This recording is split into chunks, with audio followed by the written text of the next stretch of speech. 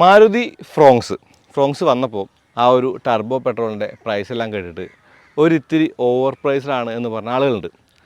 അവരോടൊക്കെ പറയാനുള്ളത് പോക്കിർ രാജിൽ നെടുമണി വേണു പറഞ്ഞ ആ ഒരു ഡയലോഗാണ്. ഇവൻ മാത്രമല്ല, എനിക്കിനി ഒരു മകൻ കൂടിയുണ്ട്. ഫ്രോങ്സിന് ഒരു മോഡൽ കൂടിയുണ്ട്. ആ ഒരു മോഡൽ എന്ന് പറയുന്നത് 1.2 ലിറ്റർ എഞ്ചിനുള്ള സാധാരണ പെട്രോൾ, അതായത് നാച്ചുറൽ ആസ്പിറേറ്റർ ആ ഒരു എഞ്ചിനുള്ള വണ്ടിയാണ്. അപ്പോൾ വണ്ടിപ്രാന്തൻ്റെ പുതിയ വീഡിയോ കിലോ സാധനം നമുക്കിന്ന് ഈ ഒരു വണ്ടിയുടെ കാര്യങ്ങളൊക്കെ തന്നെ പറയാം. അതായത് ഡെൽറ്റ എന്ന് പറയുന്ന ഒരു മോഡൽ മുതൽ അങ്ങോട്ട് തന്നെ ആ ഒരു AGSും അതുപോലുള്ള കാര്യങ്ങളൊക്കെ അവൈലബിൾ ആയിട്ടുള്ള ഈ ഒരു മോഡലിന് ഏകദേശം എനിക്ക് തോന്നുന്നു 10 ലക്ഷം രൂപ മുതൽ അങ്ങോട്ട് ഓൺ റോഡ് പ്രൈസ് ഉണ്ട്. അപ്പോൾ ഡെൽറ്റയ്ക്ക് 10 ലക്ഷം രൂപയാണെങ്കിൽ ഈ ഒരു ഡെൽറ്റ പ്ലസ് AGS, അതായത് ഓട്ടോ ഗിയർ ഷിഫ്റ്റുള്ള മോഡലിന് 11 ലക്ഷം രൂപയോളമാണ് ആ ഒരു ഓട്ടോമാറ്റിക്കിൻ്റെ വില, അതായത് ഓൺ റോഡ് പ്രൈസ്.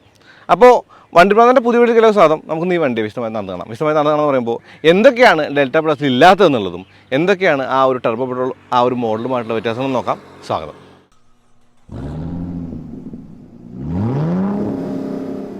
ഈ ഒരു ഫ്രോങ്സിൻ്റെ ഏറ്റവും വലിയ ഗുണമെന്ന് പറയുന്നത് വേരിയൻറ്റ് കുറയും തോറും ലൈറ്റ് മാറ്റുക അങ്ങനെയുള്ള കാര്യം ചെയ്തിട്ടില്ല. അതായത് LED ഹെഡ് ലാംപ്സ് തന്നെയാണ് DRൽ കാണാം. മുൻവശമൊക്കെ കണ്ടു കഴിഞ്ഞാൽ ശരിക്കും തീർത്തും രണ്ട് വണ്ടിയും ഐഡൻറ്റിക്കലാണെന്നുള്ളത് ഒരു പോസിറ്റീവായിട്ട് പറയാം. പിന്നെ പിന്നിലേക്ക് വന്നു കഴിഞ്ഞാൽ പിന്നിൽ പ്രധാനമായുള്ള വ്യത്യാസം എന്ന് പറയുന്നത് വൈപ്പർ ഇല്ല എന്നുള്ളതാണ്. അതായത് ഡിഫോഗർ ഉണ്ട്, പക്ഷേ വൈപ്പർ ഇല്ല. എനിക്ക് തോന്നുന്നു വൈപ്പർ ഇല്ല എന്ന് പറയുന്നത് അത്ര വലിയൊരു കുറവായിട്ട് തോന്നുന്നില്ല. കാരണം നീറ്റാണ്, ഫങ്ഷണാലിറ്റി മാറ്റി വെച്ചാൽ കാണാൻ ഭംഗിയുണ്ട് എന്നുള്ളത് തന്നെയാണ്. വശങ്ങളിൽ ഒരു പ്രധാന കാര്യമെന്ന് പറയുന്നത് ഡെൽറ്റ പ്ലസ് മോഡൽ മുതൽ തന്നെ അലോയ് വീൽസ് അവൈലബിൾ ആണ്. ഈ ഒരു അലോയ് വീലിൻ്റെ ആ ഒരു ഡിസൈനൊക്കെ അത്യാവശ്യം നല്ല ഭംഗിയുണ്ട്. 195 60 R16 സൈസുള്ള ഈ ഒരു വീലിൻ്റെ സൈസിലും കാര്യമായിട്ട് വ്യത്യാസങ്ങളില്ല, അല്ലെങ്കിൽ വ്യത്യാസമില്ല എന്നുള്ളതാണ്. കൂടാതെ ആ ഒരു റൂഫ് റെയിൽ ബ്ലാക്ക് ഇൻ കളറിലാണ് കേട്ടോ. ആ ഒരു ഷാർക്ക് ഫിൻ ആനോട് കാണാം. നമ്മൾ മുമ്പ് ഓടിച്ച വണ്ടിയിൽ ടർബോ പെട്രോൾ 1 ലിറ്റർ ആണെങ്കിൽ ഇത് നമുക്ക് സുപരിചിതമായിട്ടുള്ള ആ ഒരു K സീരീസ് എഞ്ചിനാണ്. 4 സിലിണ്ടർ ആ ഒരു 89 പോയിന്റ് സംതിങ്, ആണെങ്കിൽ 90 PS എന്ന് പറയാം. 90 PS പവറും 113 Nm ടോർക്കുമുള്ള 4 സിലിണ്ടർ എഞ്ചിനാണ്. റിഫൈൻമെൻ്റ് എന്നൊക്കെ പറയുന്നത് നല്ല കാര്യമായിട്ട് കാണുന്ന ഒരു എഞ്ചിൻ എന്ന് പറയുന്നത് തീർത്തും സ്മൂത്താണ്, തീർത്തും ഫ്യൂവൽ എഫിഷ്യൻ്റാണ്. ഇപ്പോൾ ബലേനോ ഒക്കെ ഓടിച്ച് പോകുമ്പോൾ 23 കിലോമീറ്ററൊക്കെ MID കാണിച്ചിരുന്നു. ഇതിനും 20 കിലോമീറ്ററിന് പുറത്താണ് മാരുതി പറയുന്ന ഒരു ഫ്യൂവൽ എഫിഷ്യൻസി എന്ന് പറയുന്നത്. ഈ ഒരു ഡെൽറ്റ പ്ലസ് വേരിയൻറ്റിൻ്റെ അകത്തെ പ്രധാന വ്യത്യാസം എന്ന് പറയുന്നത്, ഞാൻ ഈ ഫാബ്രിക് ഇൻസേർട്ടോ അല്ലെങ്കിൽ അങ്ങനെയുള്ള കാര്യമൊന്നും പറയുന്നില്ല, ഡാഷ്ബോർഡിൽ ആ ഒരു കാർബൺ ഫൈബർ ഫിനിഷ് ഉണ്ട് ചെറുതായിട്ട്. പിന്നെ കീ ഇട്ടാണ് നമ്മൾ തിരിച്ചാട്ടിയ, പുഷ് ബട്ടൺ സ്റ്റാർട്ടില്ല. ട്രാക്ഷൻ കൺട്രോൾ ഓഫ് സ്വിച്ച് കാണാം. ഓട്ടോ സ്റ്റാർട്ട് സ്റ്റോപ്പ് അവൈലബിൾ ആണ്. മീറ്റർ കൺട്രോളും കാര്യങ്ങളൊക്കെ സെയിം തന്നെയാണ്, വ്യത്യാസമൊന്നുമില്ല. സ്ക്രീൻ ഒരു ഇത്തിരി ചെറുതാണ് എന്നുള്ളതാണ്. നമ്മൾ ആ ഒരു ഫ്രോങ്സിൻ്റെ ടോപ്പ് എൻഡ് മോഡൽ കണ്ട സ്ക്രീനിൻ്റെ കുറച്ച് ചെറിയ രൂപം എന്ന് പറയാം. അതായത് ആൻഡ്രോയിഡ് ഓട്ടോ ആപ്പിൾ കാർപ്ലേക്ക് ഉള്ള സ്ക്രീൻ തന്നെയാണ്. അത്യാവശ്യം നല്ല സൗണ്ട് ക്വാളിറ്റി കൂടി ഉണ്ട് എന്നുള്ളതാണ്. ഞാൻ ആ റേഡിയോ ഒന്ന് കേട്ടോ.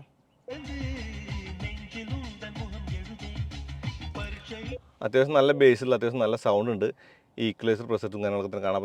സ്പീഡ് ഡിപ്പെൻഡ്, വോയിസ് കൺട്രോൾ അല്ലെങ്കിൽ വോളിയം കൺട്രോൾ, കൂടാതെ ഈ ഒരു അലർട്ട് നോട്ടിഫിക്കേഷൻ അങ്ങനെ കാര്യങ്ങളൊക്കെ കാണാം. അപ്പോൾ പറഞ്ഞു മാത്രമേ ഉള്ളൂ, അത്യാവശ്യം നല്ല ഇൻറ്റ്യൂറ്റീവ് ആയിട്ടുള്ള അത്യാവശ്യം നല്ല റെസ്പോൺസീവ് ആയിട്ടുള്ള സ്ക്രീൻ എന്ന് പറയുന്നത് വലിപ്പം കുറവാണെന്ന് പറഞ്ഞിട്ട് അത്ര കാര്യമായിട്ട് പരാതി പറയില്ല.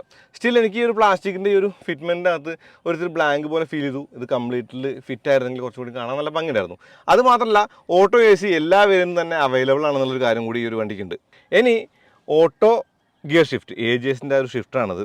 കൂടാതെ ഒരു മാനുവൽ മോഡ് കൂടി ഉണ്ട്. കപ്പ് ഹോൾഡേഴ്സ് ഉണ്ട്. ആ ഒരു ചാർജിങ് സോക്കറ്റും ആ ഒരു 12 വോൾട്ട് സോക്കറ്റ് തന്നെ കാണാം. അപ്പോൾ ഇതൊക്കെ തന്നെ കോമൺ ആയിട്ടുള്ള കാര്യങ്ങളാണ്, വ്യത്യാസമൊന്നും തന്നെ ഇല്ല. ഓട്ടോ ഡിമ്മിങ് അല്ല, ആ ഒരു മാനുവൽ ഡിമ്മിങ് ഉള്ള ആ ഒരു മിറർ ഉണ്ട്.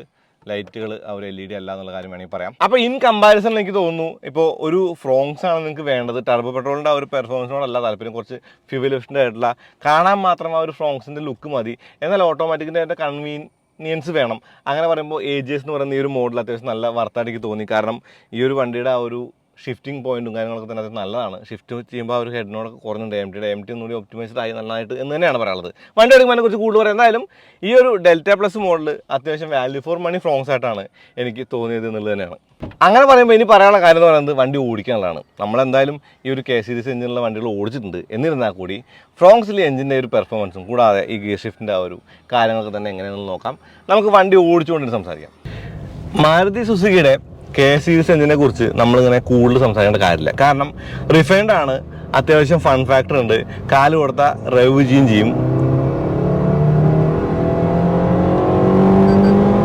എന്നുള്ളതൊക്കെ നമുക്ക് അറിയാവുന്ന കാര്യമാണ്. അപ്പോൾ ഈ ഒരു ഫ്രോങ്സിൻ്റെ ഒരു പ്രത്യേകത എന്ന് പറയുന്നത്, എനിക്ക് തോന്നിയൊരു കാര്യം എന്ന് പറയുന്നത് AGS എന്ന് പറയുന്ന ആ ഒരു AMT സിസ്റ്റം ഒന്നുകൂടി ഒപ്റ്റിമൈസ്ഡ് ആയി എന്നുള്ളതാണ്. അങ്ങനെ പറയുമ്പോൾ ശരിക്കും ഓരോ തവണ വണ്ടിയിൽ വരുമ്പോഴും ഓരോ വണ്ടിയിൽ പുതിയതായിട്ട് വരുമ്പോഴും അതിൻ്റെ ഒരു പെർഫോമൻസ് വ്യത്യാസം കാണാറുണ്ട്. ഹെഡ് നോഡ് തീരെ കുറഞ്ഞു എന്ന് തന്നെ ഒരു AMT ടേംസിൽ പറയാം. സ്റ്റിൽ ഞാൻ പറയുന്നത് ടോർക്ക് കൺവേർട്ടർ എനിഡേ ബെറ്റർ ആണ്. കാരണം ഓട്ടോമാറ്റിക് ഗിയർ ബോക്സ് എന്ന് പറയുന്നത് ടോർക്ക് കൺവേർട്ടർ ആണ്. അപ്പോൾ നിങ്ങൾ ഒരു വണ്ടി വാങ്ങാൻ അല്ലെങ്കിൽ ഒരു ടോർക്ക് കൺവേർട്ടറുള്ള വണ്ടി കുറേ ലോങ് ടൈം ആയിട്ട് ഓടിക്കണമെങ്കിൽ ടർബോ ആ ഒരു മോഡൽ തന്നെയാണ് വർത്ത് എന്ന് പറയുന്നത്. അല്ലെങ്കിൽ അതാണ് തീർത്തും യൂസ്ഫുൾ ആയിട്ടുള്ള കാര്യം പറയുന്നത്. പക്ഷേ സിറ്റി യൂസിനും അതുപോലുള്ള അത്യാവശ്യ കാര്യങ്ങൾക്ക്, അതായത് വലിയ എഫേർട്ട് ഇടതുകാലില്ലാണ്ട് കൊണ്ടുനടക്കാനൊക്കെ പറ്റിയ ഒരു വണ്ടി മതിയെങ്കിൽ ഈ ഒരു വണ്ടി വാല്യൂ ഫോർ മണി പ്രപ്പോഷൻ എന്ന നിലയ്ക്ക് ഈ ഒരു ഡെൽറ്റ പ്ലസ് തന്നെ വാങ്ങിയാൽ മതി. ഇപ്പോൾ റിയർ AC വെന്റ്, അതുപോലെ കുറച്ച് കാര്യങ്ങളുടെ കുറവ് അഭാവം മാറ്റി നിർത്തി. ഇപ്പോൾ ടെലിസ്കോപ്പിക് അല്ല സ്റ്റിയറിങ്ങിന് ഒരു ടിൽറ്റ് മാത്രമേ ഉള്ളൂ. അങ്ങനെ കുറച്ച് കാര്യങ്ങൾ മാത്രം മാറ്റി നിർത്തിയാൽ എനിക്ക് തോന്നുന്നു ഈ ഒരു ഫ്രോങ്സ് എന്ന് പറയുന്നത് തീർത്തും നല്ല ഒരു പ്രപ്പോസിഷനാണ്. അങ്ങനെ പറയുമ്പോൾ ഡ്രൈവ് ചെയ്യാൻ അത്യാവശ്യം നല്ല ഒരു ഫൺ ഫാക്ടർ ഉണ്ടെന്നുള്ള കാര്യം മാറ്റി നിർത്തിയാലും ഈ ഒരു സീറ്റിൻ്റെ ഒരു സപ്പോർട്ട്, ഫാബ്രിക് സീറ്റൊക്കെ തീർത്ത് നല്ല സപ്പോർട്ടുള്ള സീറ്റാണ്. ഇപ്പോൾ സീറ്റുകൾ തമ്മിൽ കാര്യമായിട്ടുള്ള വ്യത്യാസം തന്നെ ഞാൻ കണ്ടിട്ടില്ല. അത് മാത്രമല്ല ബാക്കിലെ സീറ്റിനും ആ ഒരു 3 ഹെഡ് റെസ്റ്റുകളും കാര്യങ്ങളൊക്കെ തന്നെ ഈ ഒരു മോഡലിലും ഉണ്ട് എന്നുള്ളതാണ്. അങ്ങനെ പറയുമ്പോൾ ബാക്കിൽ ആ ഒരു ഹെഡ് റൂം കുറവുണ്ടോ അല്ലെങ്കിൽ തൈ സപ്പോർട്ട് ഉണ്ടോ എന്നൊക്കെ ചോദിച്ചു കുറേ കമൻറ്റുകൾ ഞാൻ കണ്ടായിരുന്നു. അങ്ങനെ പറയുമ്പോൾ എനിക്ക് തോന്നുന്നു ബാക്ക് സീറ്റിൽ അത്യാവശ്യത്തിന് ആ ഒരു സ്പേസ് ഉണ്ട്. ഇപ്പോൾ കയറുമ്പോൾ ഇറങ്ങുമ്പോഴും തലയൊന്നും നോക്കേണ്ടതുണ്ട്. കാരണം എൻ്റെ ഒരു ബാക്കിലെ ഒരു ഷേപ്പിൻ്റെ ഒരു കാര്യം കൊണ്ട്. അതല്ലാണ്ട് വേറെ പ്രശ്നങ്ങളൊന്നും തന്നെ നമ്മൾ ഈ ഒരു വണ്ടിക്ക് അത് കണ്ടിട്ടില്ല. പിന്നെ ഓടിക്കാൻ നല്ല സുഖമുണ്ട് എന്ന് പറയുമ്പോൾ ആ ഒരു റിഫൈൻമെന്റും അല്ലെങ്കിൽ ആ ഒരു ഫൺ ഫാക്ടർ മാത്രമല്ല, ഈ ഒരു സ്റ്റിയറിംഗിന്റെ ഫീലും ആ ഒരു റൈഡ് ക്വാളിറ്റി കൂടി കാണണം. കാരണം 16 വീലിൽ അത്യാവശ്യം നല്ല ഫ്ലഷ് ആയിട്ടുള്ള റൈഡ് തന്നെയാണ് ഫ്രോങ്സിന്. അപ്പോൾ ആ ഒരു കാര്യം ഈ ഒരു വണ്ടിക്ക് മാറ്റണമല്ല. ഇപ്പൊ കാല് കൊടുക്കുമ്പോൾ ആ ഒരു ക്വിക്കായിട്ട് കയറി പോകുന്ന ഒരു കാര്യമുണ്ടല്ലോ, ആ ഒരു കാര്യം മാത്രമേ എനിക്ക് തോന്നുള്ളൂ ആ ഒരു ടർബോ പെട്രോൾ ആയിട്ടുള്ള മോഡലായിട്ട് കമ്പയർ ചെയ്യുമ്പോൾ നമുക്ക് കുറവായിട്ട് തോന്നുള്ളൂ. ഇപ്പോൾ 89.5, അതായത് 90 തന്നെ പറയാം. 90 പീസ് പവർ എന്ന് പറയുന്നത് തീർത്തും കുറവല്ല.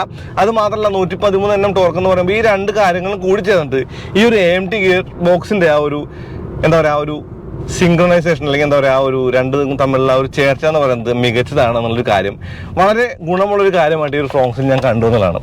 അപ്പോൾ ഫ്രോങ്സ് വാങ്ങാൻ ആഗ്രഹമുണ്ട്, എന്നാൽ ടർബോ അത്ര ആവശ്യമില്ലെന്ന് പറയുമ്പോൾ ആ ഒരു ഇൻസെൻസിൽ കാണേണ്ട കാര്യം എന്ന് പറഞ്ഞാൽ ടർബോ പെട്രോളിൻ്റെ ആ ഒരു പെർഫോമൻസ് അല്ല നമുക്ക് വേണ്ടത്. പകരം ഒരിത്തിരി ഫെബുലേഷൻസും ഒരിത്തിരി എന്താ പറയുക ആ ഒരു ഈസി ടു ഡ്രൈവും ആണെങ്കിൽ എനിക്ക് തോന്നുന്നു ഈ ഒരു ഡെൽറ്റ പ്ലസോ മോഡൽ വാങ്ങിയോ, ഡെൽറ്റ പ്ലസ് നമ്മളുടെ വ്യത്യാസം എന്ന് പറയുന്നത് സ്ക്രീനൊക്കെ തന്നെ ഉണ്ട്. പക്ഷേ ആ ഒരു അലോയിലും കാര്യങ്ങളും അങ്ങനെ കുറച്ച് അമെനിറ്റീസ് അല്ലെങ്കിൽ കുറച്ച് ഫീച്ചേഴ്സ് കുറവാണെന്നുള്ളതാണ്. പക്ഷേ at end of the day കാണുമ്പോൾ ഫ്രോങ്സ് തന്നെയാണ്. ഹെഡ്ലൈറ്റ് LED ആണ്, അതുപോലെ DRL ഉണ്ട്. മുന്നിൽ നോക്കുമ്പോൾ അതായത് ടോപ്പിൻ്റെ വണ്ടിയും അല്ലെങ്കിൽ ഈ ഒരു ഡെൽറ്റ പ്ലസ് വരുമ്പോഴും കണ്ടു കഴിഞ്ഞാൽ സെയിം ഫ്രോങ്സ് തന്നെയാണ്.